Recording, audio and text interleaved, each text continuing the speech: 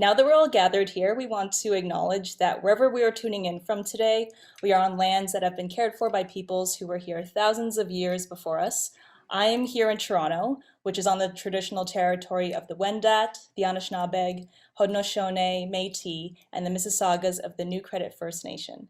We acknowledge them and any other nations who care for the land as the past, present, and future caretakers of Takaranto, where the trees meet the water.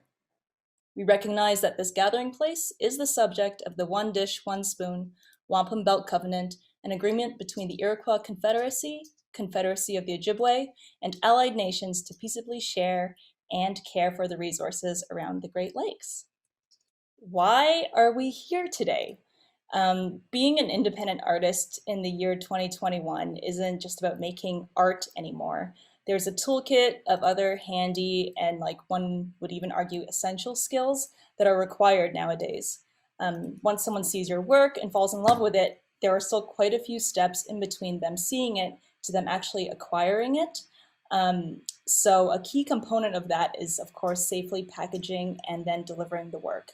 We get questions about fulfillment logistics here at Partial all the time from artists, so we're very glad to be hosting this session to hopefully answer all those questions.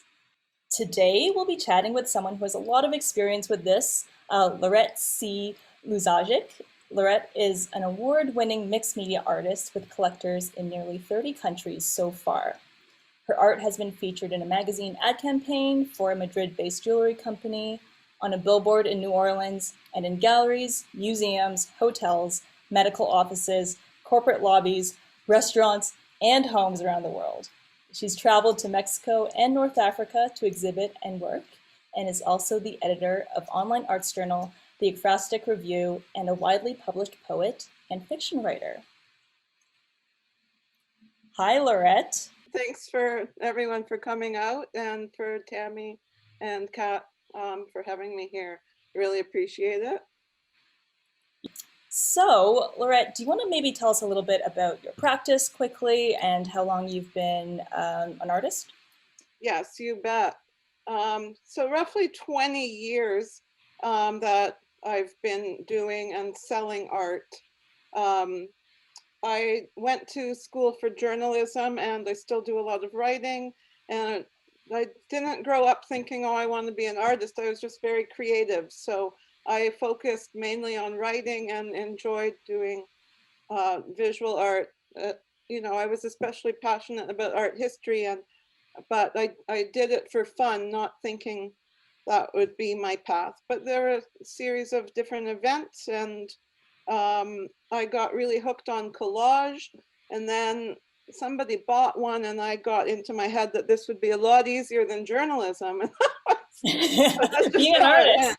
And then no one bought another one for a few years after that. But anyways, I was hooked on it, and I'd never dreamed that one day I would be sitting here like this.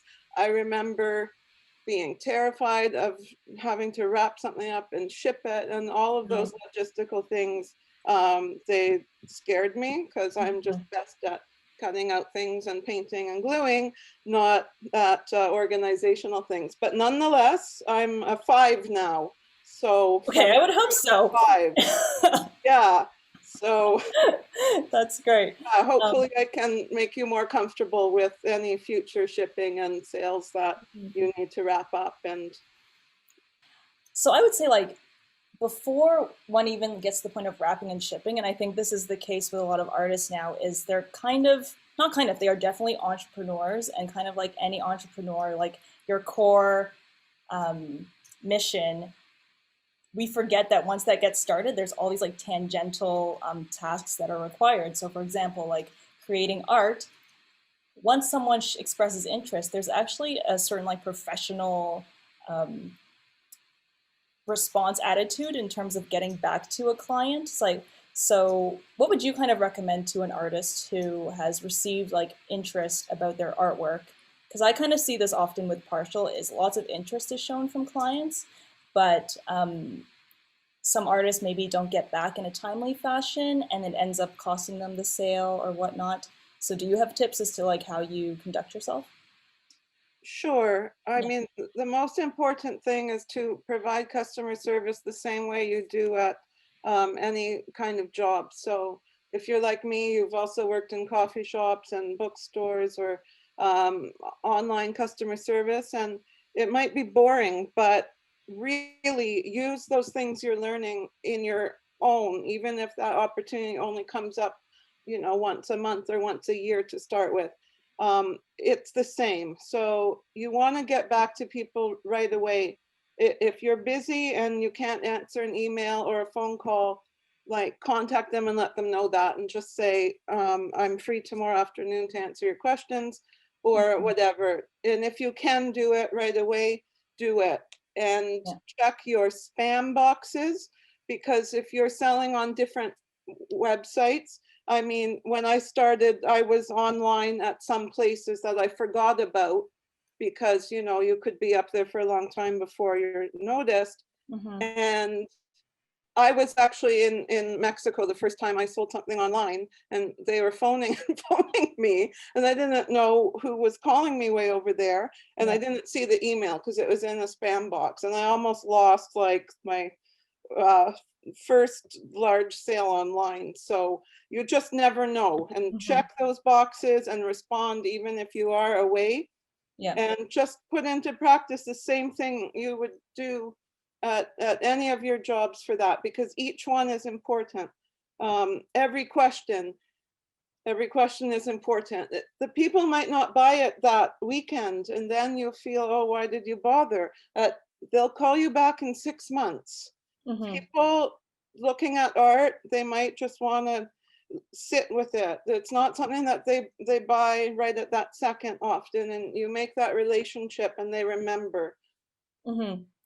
Yeah, definitely. And it's interesting now, like I think that more and more people are comfortable with buying art online. There is almost more of this elevated expectation, whether we've become used to e-commerce like Amazon that just like turns things around like that, to wait, I think, more than a day or two for a response from an artist is enough to maybe kill someone's interest, which is unfortunate that we live in this kind of like short attention span type place. But for someone who's like, yeah, truly captive, exactly what you say, like if you respond quickly and even if they don't buy it at that time, they know that you're a reliable, real person on the other end of that art piece that they see.